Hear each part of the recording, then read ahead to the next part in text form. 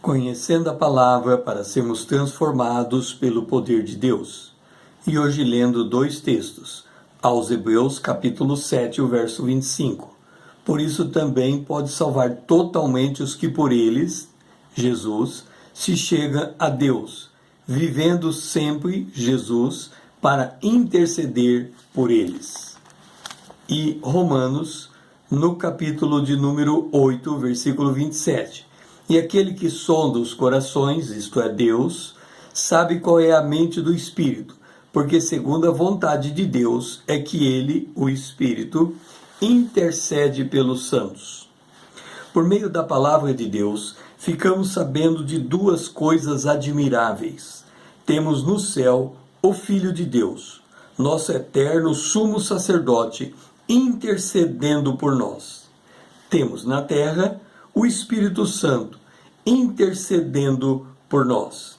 De quebra, ficamos sabendo que toda esta obra de intercessão é feita com o propósito de nos alinhar com a boa, agradável e perfeita vontade de Deus. Por interceder, significa nesse caso se interpor entre nós, que é a igreja, e Deus, para nos livrar de problemas e também e principalmente para nos conduzir a um bem, que é a perfeita vontade de Deus para nós. E qual é a vontade de Deus nesse caso? Para que sentido é direcionado a intercessão do sumo sacerdote, que é Cristo, e do Espírito Santo de Deus? Nós ficamos sabendo deste propósito em Hebreus capítulo 11, o versículo 10. Porque aguardava a cidade que tem fundamento, do qual Deus é o arquiteto e fundador. A intercessão de Deus se move em direção à construção dessa cidade. E aqui precisamos entender o conceito de cidade. Por cidade, entenda-se uma área urbana, e aqui para distinguir de uma área rural, que caracteriza pela alta densidade populacional. Resumindo, cidade é um aglomerado de pessoas. E aqui o conceito de cidade começa a ficar muito interessante à luz da palavra de Deus. Por quê? Em Apocalipse, no capítulo 4, o versículo 2 e 3, nós lemos: E eis armado no céu um trono, e no seu trono alguém sentado. Este que está sentado no trono é Deus, o Pai. E então vi no meio do trono, Apocalipse capítulo 5, versículo 6, então vi no meio do trono um cordeiro como tendo sido morto. Esse cordeiro é o Filho de Deus. O texto prossegue em Apocalipse no capítulo 5, versículo 6.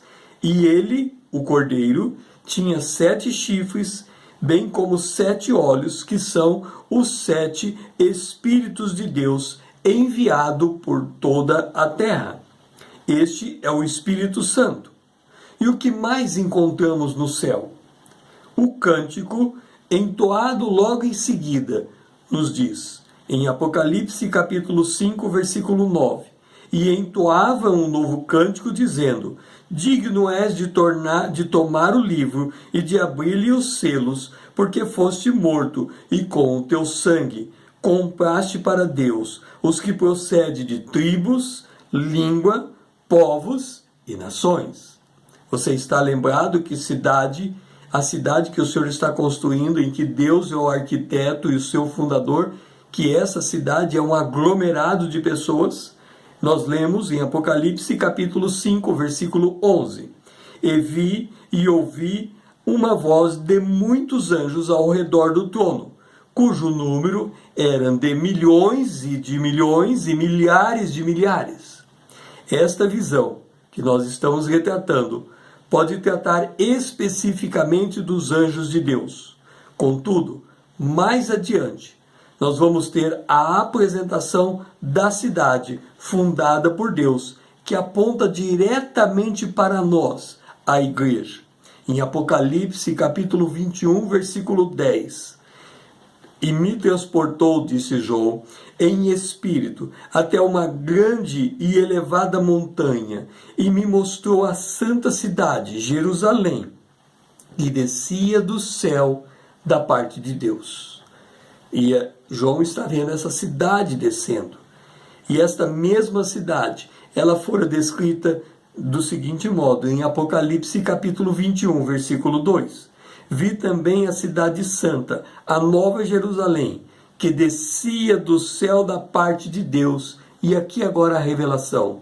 Ataviada como noiva adornada para o seu cordeiro. A noiva é a igreja. O esposo, a noiva adornada para o seu esposo. A noiva é a igreja e o esposo é Cristo. Pois lemos em Apocalipse capítulo 21, o versículo 3. Eis o tabernáculo de Deus com os homens. Deus habitará com eles. Eles serão povo de Deus e Deus mesmo estará com eles. Esta cidade, a nova Jerusalém, que desce do céu, uma noiva ataviada ao seu esposo, é ninguém senão nós, a igreja, a cidade do Deus vivo. O meu nome é César, usando a internet para com você compartilhar a palavra de Deus.